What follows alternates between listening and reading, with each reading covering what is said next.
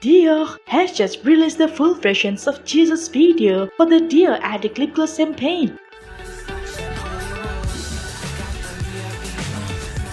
They will be launching the new Dior Pastel Collection with a total of 8 new dress-up items. In addition, the outfit Jisoo is wearing here is a custom dress made specifically by Maria Grazia Chiuri. In previous campaign, Jisoo has worn several collections designed by Maria Grazia. At this time, the creative director of Dior specially designed a dress for Jisoo for this campaign.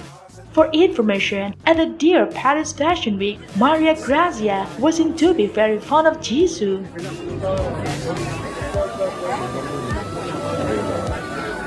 She is truly a Dior princess.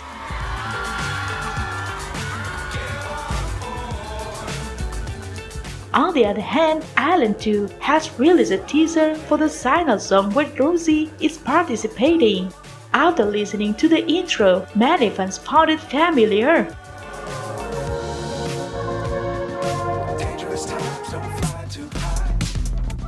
It turns out they did sample the song Final Countdown by Europe. I can already tell that this song is going to be a hit.